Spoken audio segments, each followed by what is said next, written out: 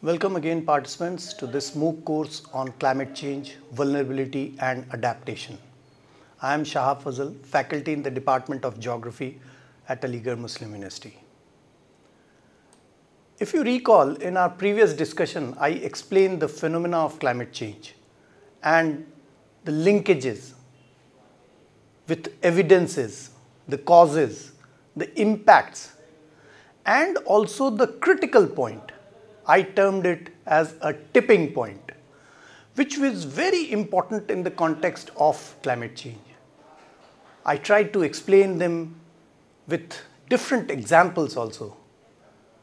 But to my mind, major issue is that these climate change dimensions and elements are not linear or predictable.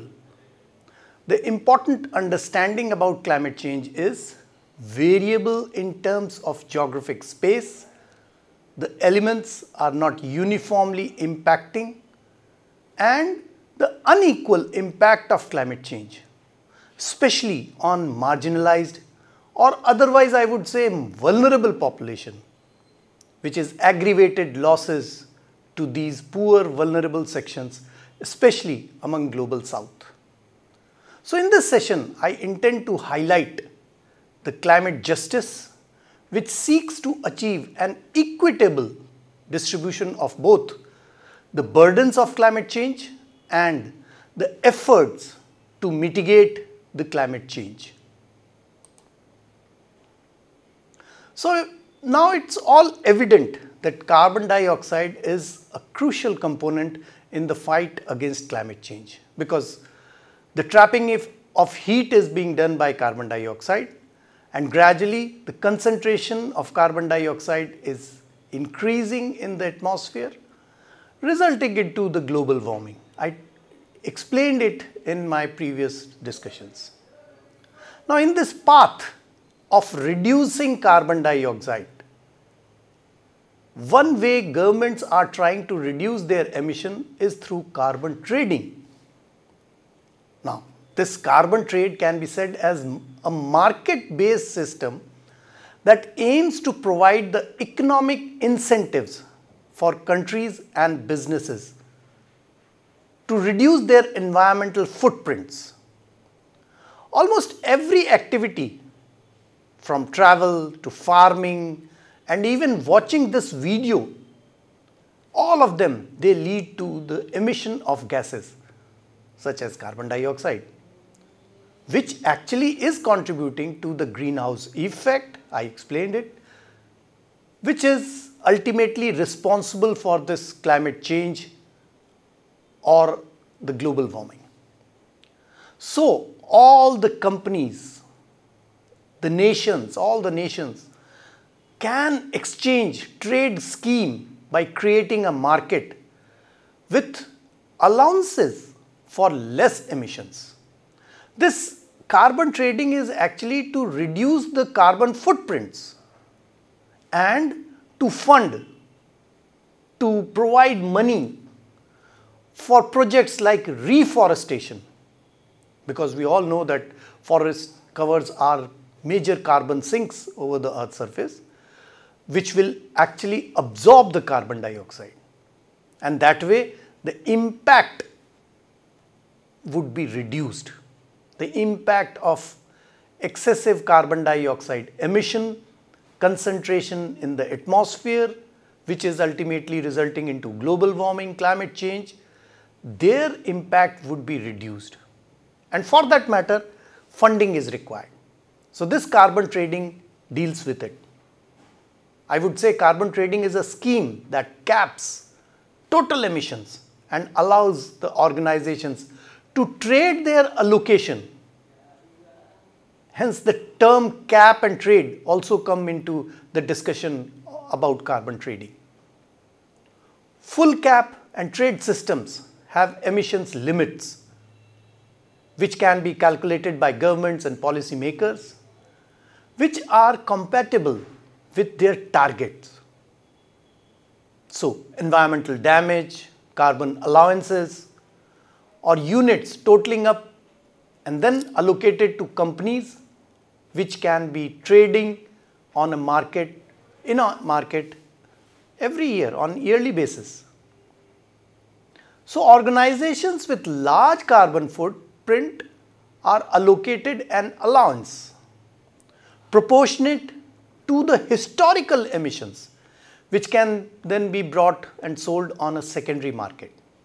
For example, a company knows they have gone over their allowances, then they will need to buy more carbon units from the carbon market, but if they implement measures to reduce their emissions, then they can sell any excess units on the market. So that way the emissions could be brought into the market, which we are calling it as the carbon trade.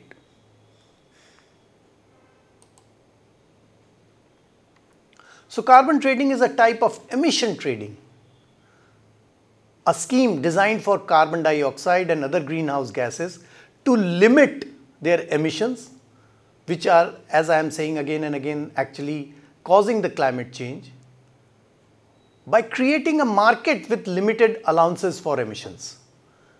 Carbon emissions trading is a common method that countries use to attempt to meet their pledges which they might have made in the Paris Agreement, with schemes operational in different countries. Emissions trading sets a quantitative total limit on the emissions produced by all participating emitters, which correspondingly determines the price of emissions. Under emission trading, a polluter have more emissions than their quota. In that case, they has to purchase the right to emit more from emitters, the other emitters who may have fewer emissions. Now this way we can reduce the competitiveness of fossil fuels, which are the main driver of climate change. So carbon emissions trading may accelerate investments into renewable energy, such as wind power or solar power.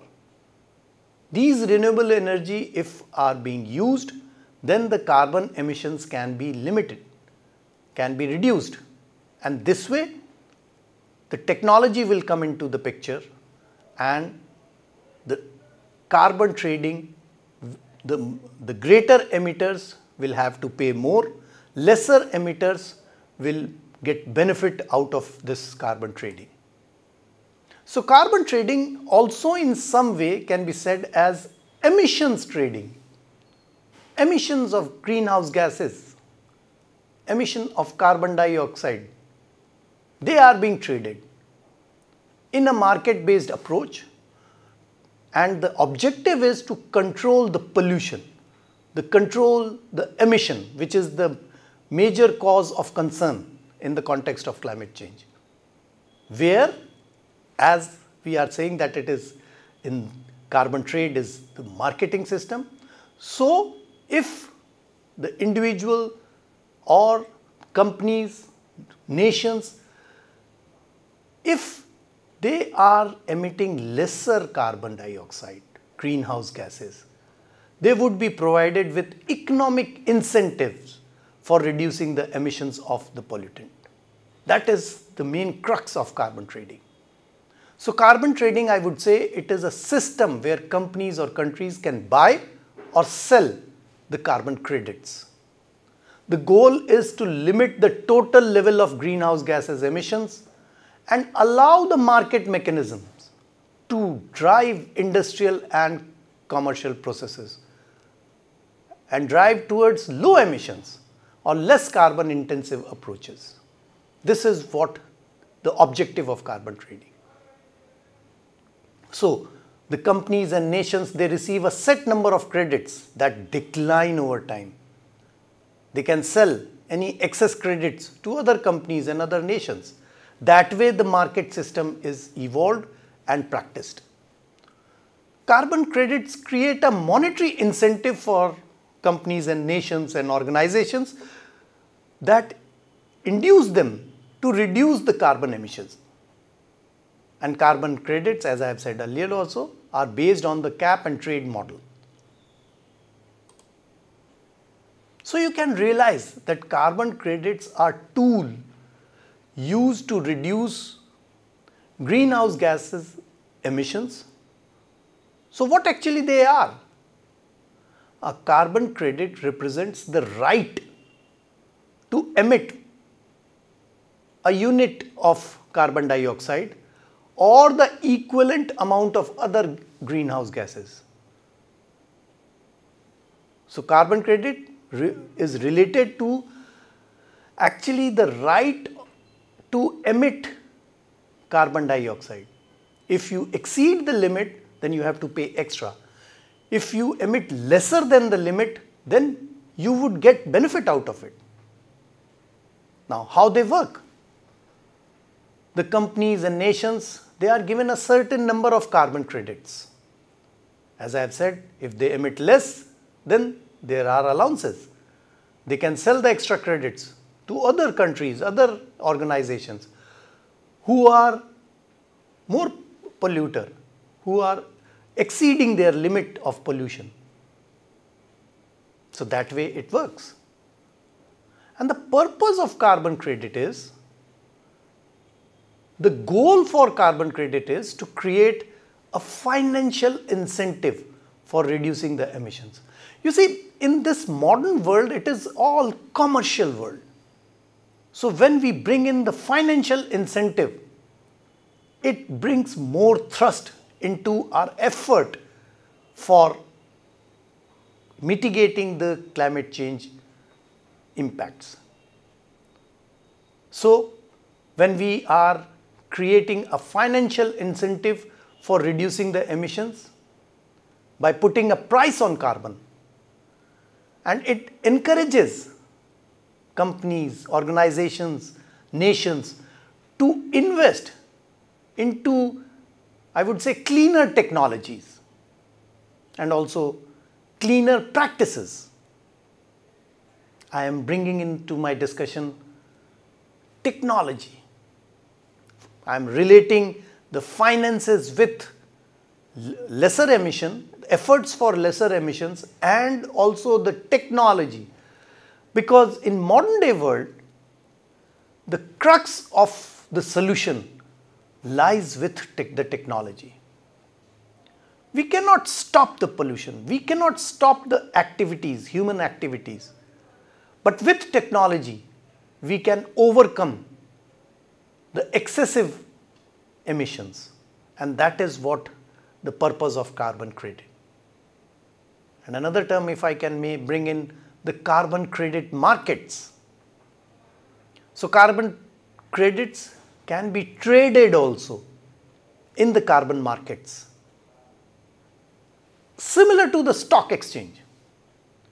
The system, as I have said earlier also, is often referred to as cap and trade. So this is what the idea of carbon trading. So gas emissions like carbon dioxide is a crucial component in the fight against climate change. One way the governments are trying to reduce their emission through the carbon trading, which is a market-based system that aims to provide the economic incentives to the countries, organizations and businesses, and with the basic objective to reduce their environmental footprint, carbon footprint. Almost every activity, from traveling to farming, even watching this video, leads to the emission of gases, carbon dioxide, the greenhouse gases, which contribute to the greenhouse effect. I discussed the greenhouse effect earlier in one of my discussion with you. So the emission, higher emission, it contributes to the greenhouse effect responsible for global warming and the larger climate change. Now, unlike voluntary offsets where consumers can choose and pay, a company has the possibility of balancing it out. So carbon trading is a legally binding scheme that caps total emissions and allow organizations to trade their allocation, and the term cap and trade comes into existence. The full cap and trade systems have emission limits calculated by governments or the policymakers, which are compatible with their target environmental damage, carbon allowances, or units totaling up to this maximum, then allocated to companies and can be traded on a market on annual basis. And as far the emissions of pollutants equivalent to 1 ton of carbon dioxide, the price of carbon is determined by supply and demand. The carbon market plays the same role as for any commodity in the market. And as I am saying that since human activity, commercial activity is involved, is the reason for climate change, so the emission levels are also brought into the market system, and carbon trading is part of it. So the supply of unit is capped at a level deemed acceptable, and their cost will rise and fall depending on whether the firms, organizations, nations find alternatives to polluting. And by assigning a price to damaging activity, the system provides a financial incentive to reduce the emissions. But this was not very successful. This entire concept, although it has been applied in many countries, among many countries, but it has not been very successful. One report came about this carbon trading practices somewhere in 2015, and it found that an estimated 80% of sustainable projects under this trading scheme were questionable, enabling emissions to increase by roughly 600 million metric tons. That's an enormous amount of emission. Since then, there has been a consensus on the best way to implement a cap and trade scheme globally. However, there are a number of emission trading markets around the world, both at national and regional level. The oldest active carbon market is the European Union, the emission trading system in Europe, which was launched in 2005. There are many other schemes also operating, for example, in Canada, Japan, New Zealand, even South Korea, and of course in United States of America. Recently, at the start of 21st century, China also launched the world's largest carbon market, and it was targeted towards its thermal power industry. The thermal power industry of China, this sector accounts for about 40% of China's emissions, equivalent to the double of emissions covered by European Union carbon market. So compared to the direct regulations or taxes, carbon trading, it does not require any government intervention in the economy, leaving the business to find their solution. And as long as the cost of emitting greenhouse gases can be reduced, this carbon trading can play an important role in mitigating the impacts of climate change. And many environmentalists believe it could be a relatively straightforward and efficient method to drive decarbonization. Now, I bring into my discussion another term which is about climate justice. This concept of a just transformations relates to the climate justice. It refers to ensuring that environmental transitions, typically at the level of a country, region or sector, for example, phasing out the coal mining, involve processes and outcomes that promote socioeconomic fairnesses, minimize the harm to affected people and communities, and ensure the benefits of change, such as the creation of new green jobs. You see, you all would agree with me that climate change is a global phenomenon. But the impacts of climate change is variable over the Earth's surface. The major polluter not necessarily are at the receiving end. There would be geographic spaces who are actually not emitting more, but they are facing the brunt of climate change. And in that context, climate justice is very important.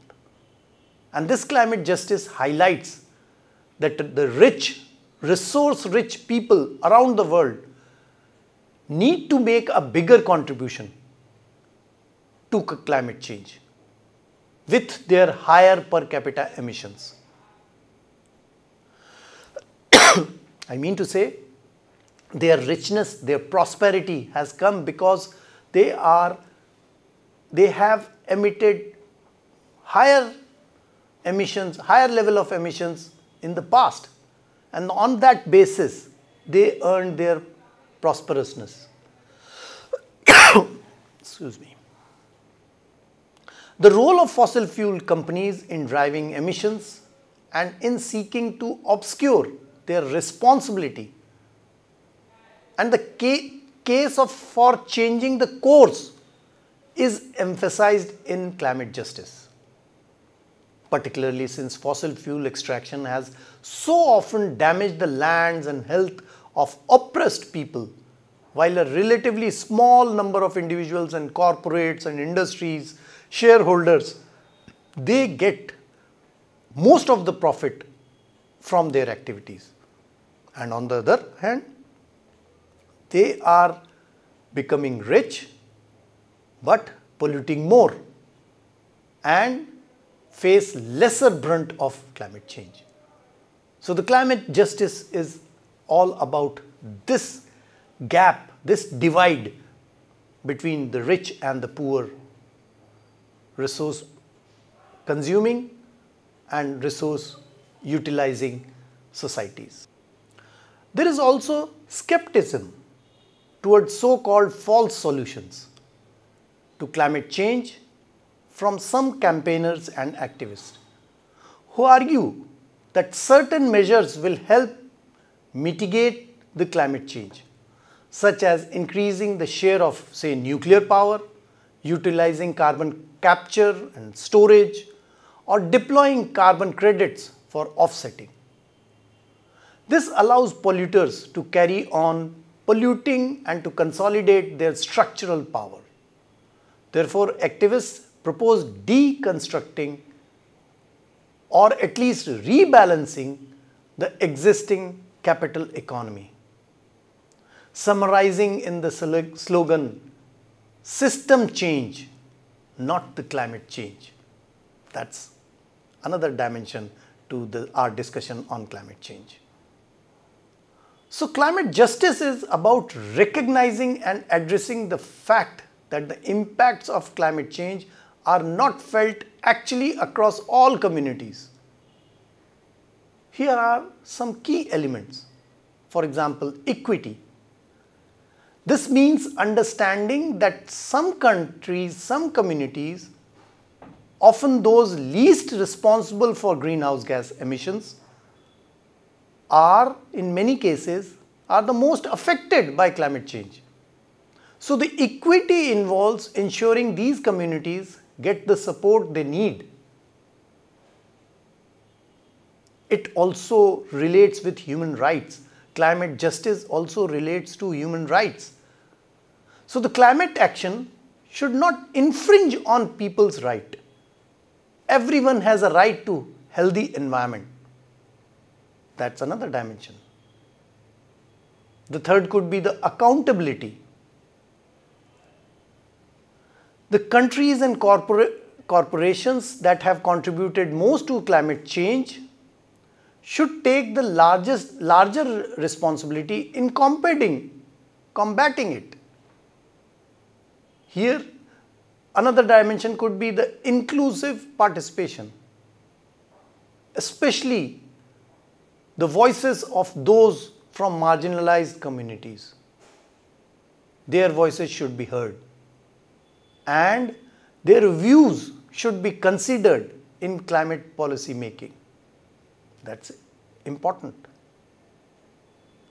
And another could be the reparative measures, providing compensation or support to communities that have been adversely affected by climate change, or the policies which addresses to safeguard the rights of the less resource consuming, utilizing people, poor people. These principles ensures that efforts to combat climate change also work towards creating a fair and just world for everyone. It's about the balancing the scales and making sure no one is unfairly burdened by the environmental damage. This climate justice recognizes that those who benefited most from the industrialization hold responsibility for the accumulation of carbon dioxide in the Earth's atmosphere, which actually is responsible for climate change. There is also growing consensus that people in the region that are the least responsible for climate change, as well as the world's poorest and marginalized communities, who are suffering the most from the climate change. They are also resource starved with very limited, less access to the technology. I'm talking about the global south. Depending on the countries and the context, mostly includes people generally with low incomes, countries, nations from the global south. So the responsibility for climate change differs substantially among individuals and the groups. Many of the people and nations most affected by climate change are among the least responsible for it, and the most affluent citizens of the world who are actually the responsible for most environmental impacts.